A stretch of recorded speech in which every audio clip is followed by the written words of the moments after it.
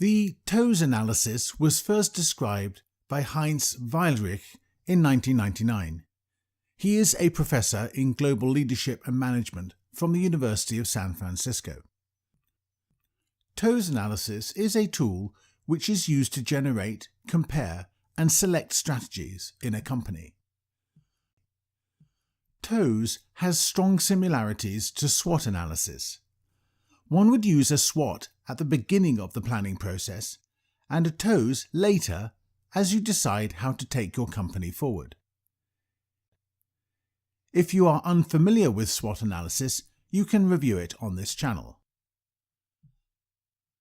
The connection between TOWS analysis and SWOT analysis is briefly reviewed here. The two fields, strengths and weaknesses, in the internal part of the SWOT analysis are the same in the top of the TOWS analysis. The two fields, opportunities and threats, in the external part of the SWOT analysis are the same as the left side of the TOWS analysis. This clarifies the connection between SWOT analysis and TOWS analysis. We will now focus solely on the TOWS analysis. In TOWS analysis, we have two main divisions. The internal division, which is divided into the two categories strengths and weaknesses. The external division, which is divided into the two categories opportunities and threats.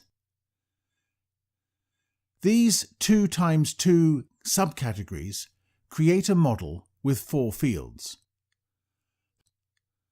The fields in this model are called strategies.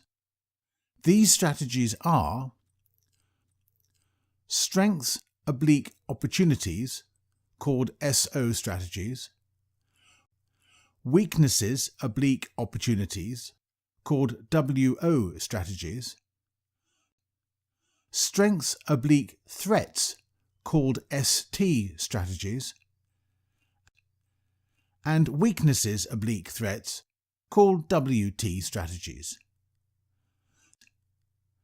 So the 4 TOWS strategies are SO strategies, WO strategies, ST strategies, and WT strategies. First, let's take a look at SO strategies. Here we combine the strengths with the opportunities, and we get some very strong and realistic strategies for the company to consider. We call that a Maxi-Maxi situation. The second combination are WO strategies, where we combine weak aspects inside the company with opportunities from its external surroundings. This means that the company looks at the opportunities in society which, up till now, it has not taken advantage of, perhaps because it had lacked competencies in the company, or other matters internally that may have caused it, for instance, a suboptimal organizational structure. In this situation, the company has the opportunity to take action, for example, by educating the employees or changing the structure of the organization into a more agile one. This strategy we call Mini-Maxi situation. Thirdly, we have ST strategies. These are strategies where we combine the strong sides of the company with the threats in society and its external surroundings. The strategy here is to avoid the threats as much as possible, while still taking advantage of the company's strengths. For instance, to try to go for a market leadership position if, at the present time, the company is a market follower. This could require a more aggressive marketing strategy. This strategy we call a Maxi-Mini situation. Finally, we have the fourth and last strategy, the WT strategies. Here we combine the weak sides of the company with the threats that it faces. This is a situation the company does well to avoid, and therefore we call it a mini-mini situation. Let's take a look at an example. The Danish company Hummel is a well-known company that produces and sells sportswear, clothes and shoes, etc. In certain sports, the big brands Adidas and Nike are some of Hummel's biggest competitors, especially in sportswear for football/soccer. We start by inserting the SWOT analysis into the 4 outer fields. These are strengths, weaknesses, opportunities, and threats. For a more detailed SWOT analysis on Hummel, we recommend that you watch the video about the SWOT analysis on this channel, Flixabout, or on your Flixabout app. Hummel's SO strategies combine strengths and opportunities. This gives rise to the following strategies. To explore the wide range of products and to further develop Hummel's sportswear for handball, as handball is a growing sport in many countries. To be more active on social media, where young people are active many hours a day. To benefit from CRS and Hummel's company karma, because society increasingly expects social responsibility and sustainability. Hummel's WO strategies combine the weaknesses and the opportunities. Here we get the following strategic moves. To find opinion leaders from the young people who play team sport, somebody that the young people consider as idols or role models. To exploit the foreign production facilities much more in order to expand the product range. Hummel's ST strategies combine strengths and threats. Hummel will have the following strategic goals.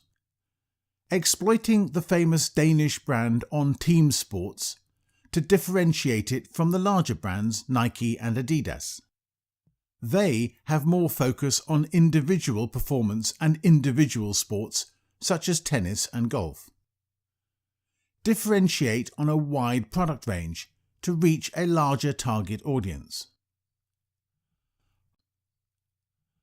Hummel should avoid the WT strategies, which combine the weaknesses and threats.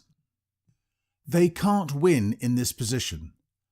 Hummel must avoid trying to compete directly with the large brands Nike, Adidas and Puma and stick to team sports. In this way, we have devised the following TOWS for Hummel, which include a list of strategic initiatives. This list is not at all a finished list. It is to illustrate an example, and many more strategies can be created. As mentioned under the SWOT analysis, this strategic work has to be carried out many times during a year as society, technology and people change over time, and more rapidly than earlier due to technology and globalization. Now we shall review a criticism of the model. Like many tools, models, concepts and frameworks, the TOWS model is subjective. It is only as robust as the data which you include within the model. TOWS is a strategic tool that helps the management and leaders of companies to take strategic decisions. It is important, though, to understand that by working on a TOWS we get some input to our strategic analysis, but not a solution of what is the best way to go forward. The leaders must decide from their knowledge of the market and business they are operating in. Sometimes good decisions are made, and sometimes not. That is the life of business. The model provides a good framework for discussing the company's position. The model forces the management to work with both negative and positive aspects of the company, as well as the external surroundings. If they don't do it properly, there will be fields in the framework with very little or no information.